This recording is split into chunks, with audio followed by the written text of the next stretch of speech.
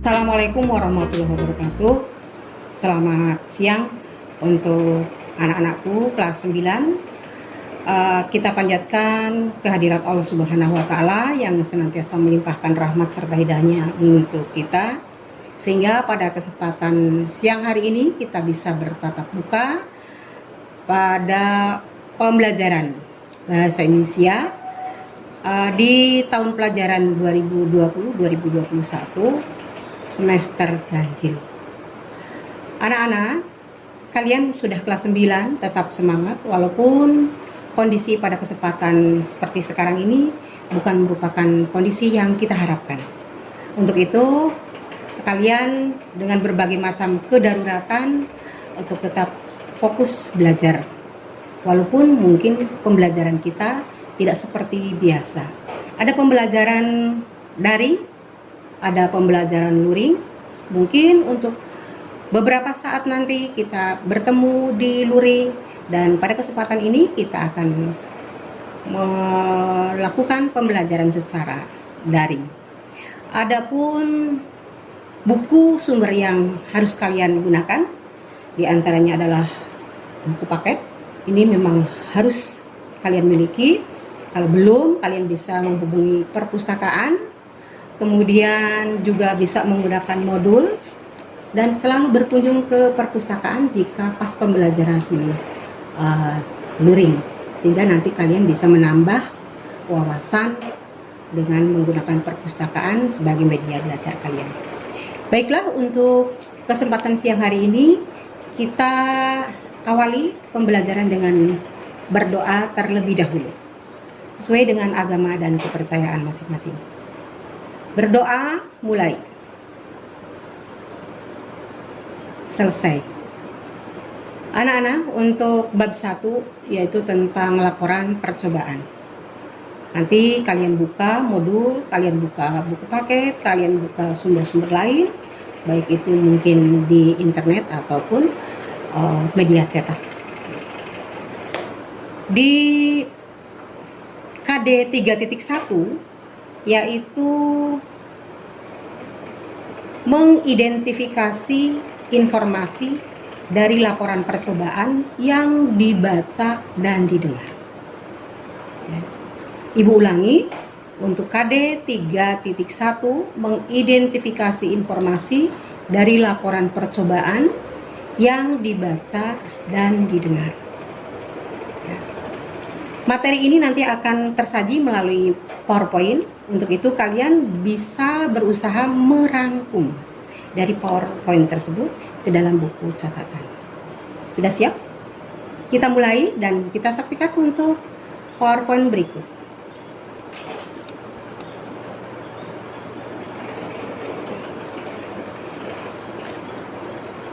Sebagai awal informasi bahwa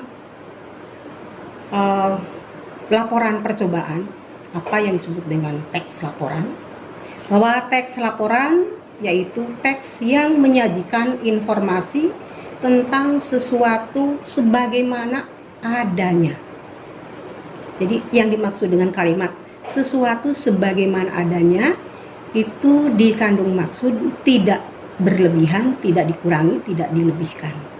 Jadi apa adanya yang kita temukan dalam sebuah observasi ataupun penelitian, ini merupakan suatu patokan untuk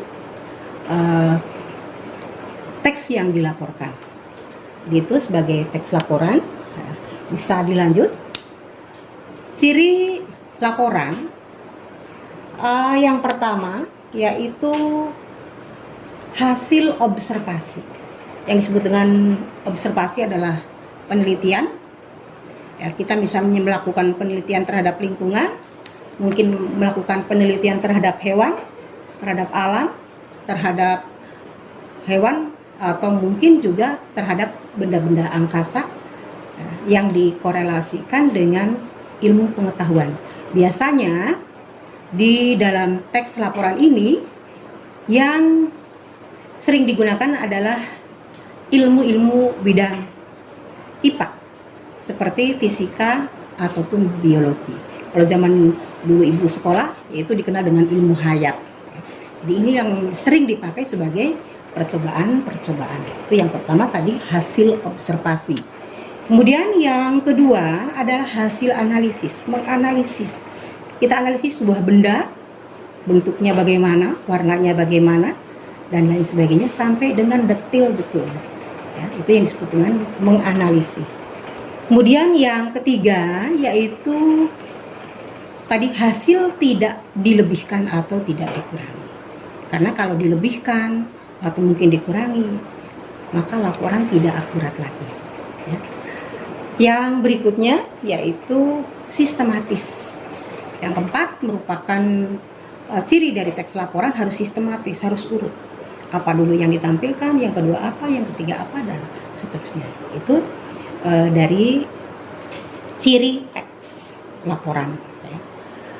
Untuk selanjutnya, kalian masih bisa melihat tentang beberapa teks.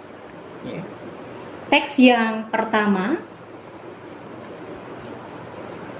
ya, di sini contoh 1, ya, dan ada di buku paket. Kalian bisa melihat contoh di buku paket ini, kemudian bisa dipelajari. Sehingga ibu nanti tidak perlu menjelaskan karena kalian sudah mempunyai buku paket. Begitu halnya dengan contoh yang kedua. Ya. Contoh yang kedua yaitu tentang kelelawar.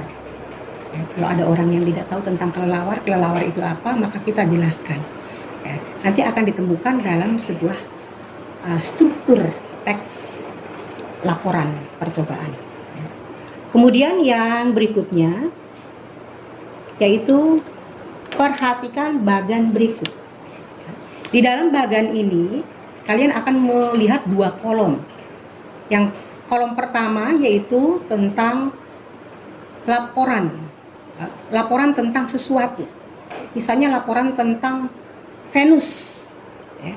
Di dalam kolom laporan tentang Venus adalah berarti merupakan suatu penjabaran yang bersifat umum atau yang disebut dengan batasan definisi. Ya. Kemudian pada kolom berikutnya adalah catatan informasi.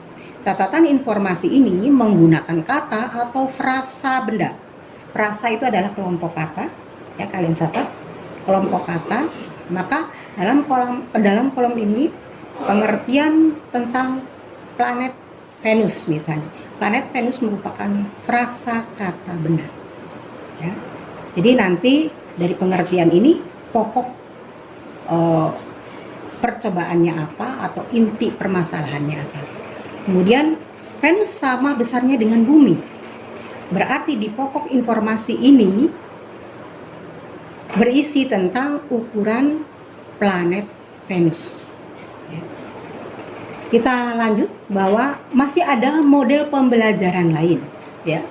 Model pembelajaran lain karena yang namanya laporan percobaan tidak hanya satu model, bisa ada model A, model B, model C, dan seterusnya.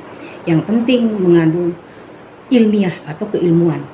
Maka sistematika dari laporan percobaan ini yang model berikutnya, yang pertama adalah tujuan. Mengapa kita melakukan penelitian terhadap itu? Atau mungkin mengapa kita melakukan survei terhadap barang ini? Itu tujuannya apa? Ya. Kemudian yang berikutnya adalah kajian teori atau landasan teori. Untuk menentukan landasan teori, kita bisa menemukan berbagai macam sumber ilmu, baik di internet ataupun mungkin buku-buku ilmu pengetahuan di perpustakaan. Kemudian yang berikutnya yang C yaitu alat dan bahan. Alat dan bahan yang akan digunakan apa? Kita persiapkan. Kemudian yang D prosedur atau cara kerja. Yang E hasil pengamatan. Yang E pembahasan. Dan yang G kesimpulan. Saya ulangi. Yang F pembahasan. Yang G kesimpulan. Nah, kemudian diakhiri dengan daftar pustaka. Mengapa? Karena ini namanya ilmu pengetahuan, ya harus bisa dibuktikan kebenarannya, sehingga tidak gegabah kita untuk menyajikan sebuah laporan. Sumber ilmunya apa, buku yang digunakan sebagai daftar pustaka apa. kalian bisa melihat pada buku paket halaman 17 ya, untuk selalu membuka buku paket sebagai bukti atau sebagai pembelajaran yang berulang-ulang. Mungkin ringkasan materi untuk kesempatan siang hari ini cukup seperti itu dulu ya, karena nanti akan dilanjutkan dengan pertemuan berikutnya. Adapun apabila nanti kalian belum paham ya, bisa bertanya jawab. Yang berikutnya adalah tugas mandiri. Tugas mandiri ini cukup ringan dan cukup mudah. Yang pertama yaitu carilah contoh teks laporan hasil percobaan, lalu pelajari model laporan tersebut.